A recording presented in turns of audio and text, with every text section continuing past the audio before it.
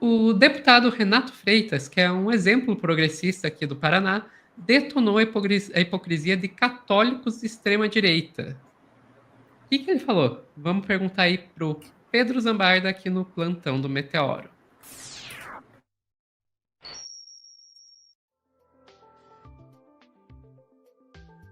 Renato Freitas, aqui do PT do Paraná, uma pessoa que eu já tive chance de falar com ele mais uma vez, e olha, vou dizer, é uma pessoa que eu admiro muito. Que passa, inclusive, as barreiras, né, do racismo e, enfim, que são absurdas, inclusive no campo progressista, né, Sofia? O pessoal simplesmente cala as vozes que fazem isso. E tá rolando, né, Sofia? A gente tá vendo aí, depois eu vou falar dos dois casos, a gente tá tendo o caso do Frei Gilson, que tá rezando pela morte do Papa Francisco, e eu vou começar já pela conclusão, o Renato dando uma resposta bem dada nesses católicos de extrema-direita, que a gente vai recuperar algumas matérias aí, antes mesmo dos neopentecostais, eles já estavam fechados com Olavo de Carvalho, com uma onda aí ultraconservadora que faz muito mal para a igreja. Olha lá o que o Renato falou no DCM para o Fabrício e para o Viário. Vamos lá. A extrema-direita, inclusive os parlamentares federais, têm se posicionado desta forma há bastante tempo. Ainda quando o Olavo de Carvalho era vivo, ele já fazia coro a respeito do Papa Francisco. Essa questão, ela demonstra que não é uma questão de fé, mas uma questão de alinhamento ideológico, até mesmo em relação ao Papa? Com toda certeza. Olha, veja bem, na própria Escritura Sagrada está escrito que Jesus disse: eu sou o caminho, a verdade e a vida. Aqueles que torcem e reivindicam a morte como bandeira política, com certeza se abraçam na mentira e desviam do caminho da retidão. Exemplo maior é o slogan do bolsonarismo, que alavancou nas redes sociais, sobretudo com pré-adolescentes que sofreram lavagem cerebral de games, Counter-Strike, entre outros games famosos. Eu quero só fazer uma colocação aqui rápida, porque muito gamer pode, às vezes, ver esse corte e ficar puto com o Renato, mas ele está se referindo a uma mentalidade de extrema-direita que existe no mercado de games, tá? Evidentemente que não existe só o Counter-Strike, tem diversos jogos, tem jogos, inclusive, que trazem outras jogabilidades, mas a extrema-direita... gamer, de maneira geral. A comunidade gamer ela é tóxica. Ela é tóxica. Muito. Não tem como a gente dizer Gamergate foi, assim, a inauguração de uma coisa terrível que não acabou até hoje. Que foi, por exemplo, a campanha do Trump até a presidência, né, gente? Surgiu daí. E que acreditam, né, que retirar a vida de um ser humano é simplesmente anular um perfil, resetar um jogo, cancelar um CPF, e que vem graça nisso, e que por isso apoiaram o slogan de que bandido bom, bandido morto.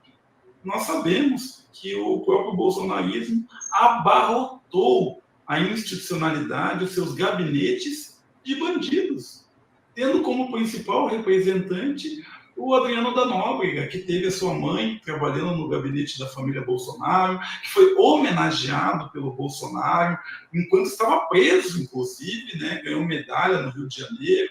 O filho do Bolsonaro namorou o vizinho do Bolsonaro, que coincidentemente era o Queiroz, que foi pego com diversos fuzis e que tinha matado muita gente, que depois soubemos comprovadamente que era um dos assassinos aí da Marielle Franco. Então, essa gente aí são adoradores da morte, né? Promovem a necropolítica, que é o capitalismo levado às últimas consequências, a desvalorização do ser humano, que é o fascismo, né?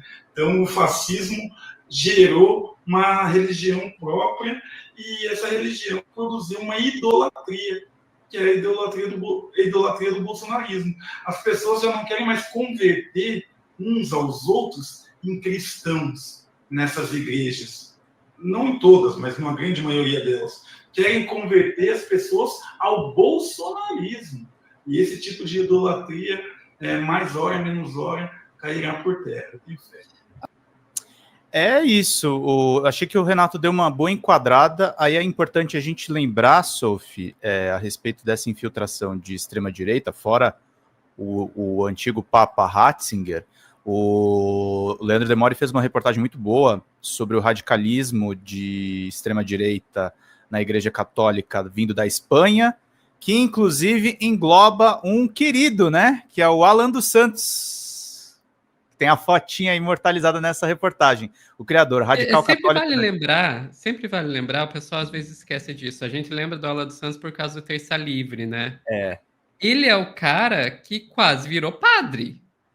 Ele chegou Era a seminarista. estudar para isso, né? E ele é o cara que... Foi ele, né, que falou que não podia masturbação? Não podia masturbar. É melhor fumar do que se masturbar. Ele disse exatamente isso. E era o quê? Ele era o seguidor... Essa reportagem aqui, gente, é sobre esse Ignácio Arzuaga. Ele foi como se fosse um mentor do Alan dos Santos e fez um lobby ferrado aqui no Brasil na pauta anti-aborto.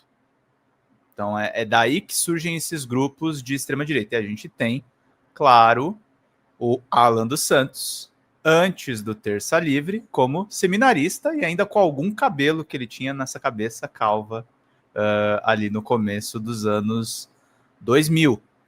Então, eles todos estavam juntos e essa ONG aí, a Citizen Go, estava junto com a questão da própria pregação do Olavo de Carvalho, a ida do Olavo de Carvalho para os Estados Unidos, toda essa organização de extrema-direita. Então, esse lobby que existe contra o padre Francisco, no momento da doença dele, é inclusive uma reação, né, Sofia? A gente fez um corte aqui quando o Papa estava numa situação de saúde mais delicada. Tem uma pressão interna da própria igreja para botarem um Papa ultraconservador, né? A gente está vendo como é que isso vai se desenhar. Alguns padres estão tentando fazer uma reação. A gente teve esse caso do padre Camilo Júnior, que criticou grupinhos que se dizem católicos e rezam pela morte do Papa Francisco com 88 anos. A declaração ocorreu durante uma missa na Basílica Histórica de Aparecida, no último dia 27 de fevereiro, mas começou a repercutir nas redes sociais no dia 10. Sabemos que também existem alguns grupinhos que se dizem católicos, que rezam e comemoram a possível morte do Papa, porque se acham os melhores e os perfeitos. Existem alguns grupinhos na igreja que se sentem os católicos originais. Só eles se salvarão, só eles rezam do jeito certo, só eles pregam a palavra do jeito certo. Todo mundo está errado, disse o sacerdote. Como é triste reconhecer que existem pessoas que, em vez de fazer o bem pelo próximo, vivem em cima de discurso e condenação. E aí tem o discurso dele aqui. Gente, voltamos para o momento presente. O nosso querido Papa Francisco, em sua humanidade, vive o momento da enfermidade. Nós nos unimos em prece por ele. Mas sabemos também que existem alguns grupinhos que se dizem católicos, que rezam e comemoram a possível morte do Papa, porque se acham os melhores e os perfeitos.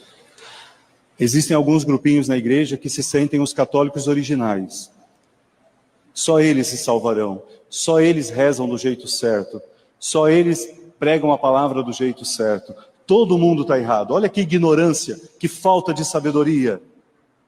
Deus sopra o seu espírito aonde Ele quer.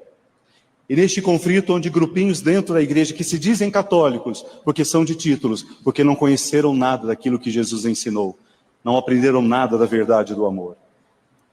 Grupos que na igreja se colocam para falar mal do Papa, mal dos bispos, mal dos padres, mal dos movimentos, mal de outros leigos, não entenderam nada daquilo que no Evangelho Jesus ensinou. E como é triste reconhecer que existem pessoas hoje que, em vez de fazer o bem para o próximo, vivem em cima de discursos de condenação. Tem pessoas desses grupos que vão na missa e filmam só para ver se o padre fala algo que não é tão ortodoxo. E se o padre diz algo que parece não ser tão correto na lógica e na concepção deles, eles postam nas redes sociais e fazem aquela bagunça. Todo mundo condena, todo mundo julga, mas não foi assim que Jesus viveu. Não foi isso que Jesus nos ensinou a fazer. Sede misericordiosos, como vosso Pai é misericordioso. Deus faz a chuva cair sobre bons e sobre maus. Quem sou eu para me colocar no direito de dizer que o outro está errado? que o outro merece ser condenado, que o outro não é digno de receber o amor do Cristo neste altar. Eu não tenho direito de fazer isso. Sofia, mas eu não quero fazer uma discussão religiosa aqui, tá? Eu quero mostrar só 2 pontos para puxar o lado político. Na matéria do Intercept, um dos padres que fez parte dessa formação de extrema-direita é o padre José Eduardo. Você sabe que padre é esse? Foi indiciado por tentativa de golpe no 8 de janeiro. Ele fez uma oração pelo golpe. Tá entre os documentos. Ah, foi esse aí. O careca da esquerda, de Osasco. Exatamente, É o padre de Osasco. Na minha cabeça eu fiquei com ele, o padre de Osasco, não associei o nome. E aí tem um outro frei, que é o Frei Gilson, que fez uma live patriota. Então, gente, quando a gente fala de Papa... Eu lembro bem. Assim como o outro padre que estava ali do lado do padre de Osasco também. Isso. Ele ficou um bom tempo aparecendo Esse é o Paulo Ricardo. O Paulo Ricardo, ele ia na casa do Olavo de Carvalho, segurava fuzil e tal. Então, gente... O YouTube ficava me mandando vídeo dessa criatura patrocinado. Quem? O YouTube? O YouTube, esse cara tava pagando patrocínio do YouTube. Chegava, sabe aqueles vídeos patrocinados dele? Chegava para mim. Caraca, bicho, que bizarro. Mas o lance, gente, é vocês entenderem que, assim, isso aqui... Esquece o Papa Francisco, pode não gostar da Igreja Católica, mas esse movimento contra setores progressistas da religião, eles estão diretamente ligados à tentativa de golpe de Estado. Olha isso aqui, para livrar o Brasil do comunismo. Não permitais, Senhora e Rainha de Nazaré, que os governantes do Brasil abusem do poder que vem de Deus. Livrai-nos, Mãe de Deus e nossa, do flagelo da ditadura. Não permitais, Senhora e Rainha de Nazaré, que os erros da Rússia venham assolar o Brasil, como bem afirmou Nossa Senhora em Fátima. Que os erros da Rússia venham assolar o Brasil. O Papa o Frei virou entendido de geopolítica. Vamos lá. Livrai-nos, Mãe de Deus e nossa, do flagelo do comunismo. Da fome e da guerra. Livrai-nos, Mãe Aparecida. Dos pecados contra a vida. É isso que está se tornando os setores da direita maluca da Igreja Católica, Sofia. Eu peço perdão aí pela tortura nesse corte, mas a gente tem que falar disso aqui também. Olha, eu vou te dizer uma coisa, Pedro. Tá se tornando... Eu acho que tá aparecendo mais, sinceramente, porque... Sim. Pedro, eu não sei, o nosso público vai ter parte do nosso público que não é dessa época, mas eu acho que nós dois aqui temos idade para lembrar de um tempo em que os movimentos LGBT, feministas, se preocupavam mais com os católicos do que com os evangélicos. Claro!